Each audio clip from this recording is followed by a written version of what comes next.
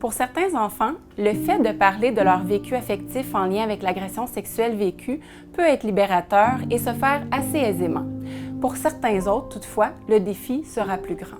Différentes stratégies peuvent être mises en place afin de faciliter la communication sur les pensées et les émotions concernant la situation d'agression sexuelle vécue.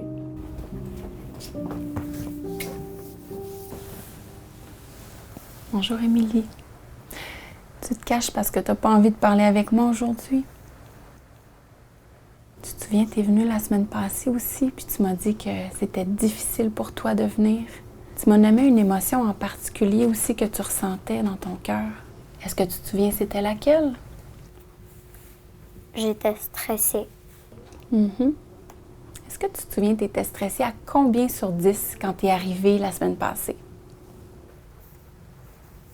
9. Et à la fin de la rencontre, tu étais rendue à combien sur 10 déjà?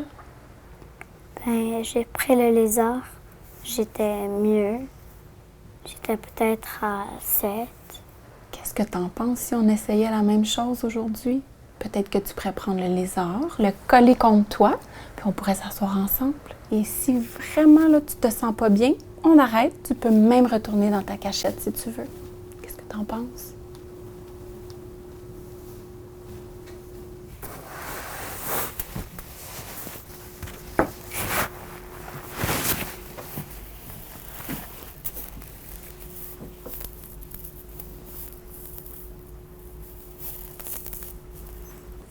Tu te souviens, la semaine passée, tu m'as parlé d'une liste d'émotions que tu ressentais dans ton cœur en lien avec l'agression sexuelle que tu as vécue. Attends, je vais aller chercher le tableau de la semaine passée.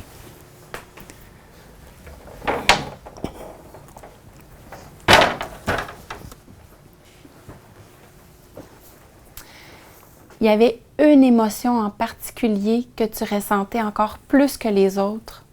Est-ce que tu te souviens c'est laquelle? Je me sentais coupable. Puis aussi, je pensais que c'était ma faute. Est-ce que tu pourrais m'en dire un petit peu plus là-dessus? Le fait que tu sentes que c'est de ta faute. Parce que c'est moi qui allais le voir, même si je savais ce qui était pour arriver. Puis si tu m'en parlais un petit peu plus de ça, le fait que c'est toi qui allais le voir, même si tu savais ce qui allait se passer? J'aimais ça parce que on faisait une activité ensemble après. Ben, tu sais quoi? Moi, je pense que j'aurais fait exactement la même chose que toi.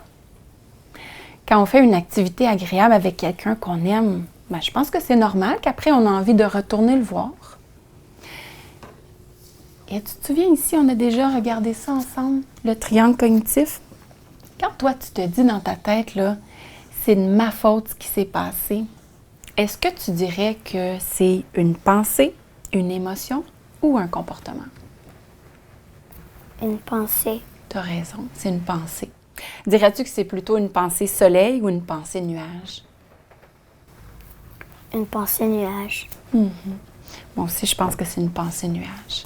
Et quand tu te dis « c'est de ma faute », quelle émotion tu vis dans ton cœur? Une émotion désagréable. Cœur brisé. Oui, tu as raison. La culpabilité, hein, c'est pas une émotion très agréable, c'est plus une émotion désagréable. Et quand tu te sens coupable, qu'est-ce que tu fais comme comportement? Je vais dans ma chambre puis je pleure. Beaucoup. Si on essayait ensemble de modifier cette pensée nuage-là, qui est « c'est ma faute », en une pensée un peu plus ensoleillée, comment on pourrait bien faire ça? Que c'est peut-être pas juste de ma faute.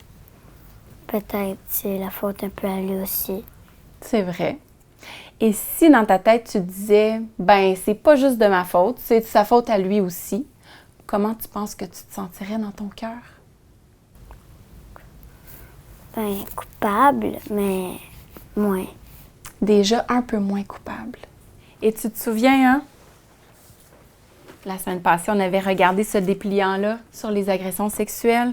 Ce que ça disait ici, dans tous les cas d'agression sexuelle, la victime n'est jamais responsable ni à blâmer.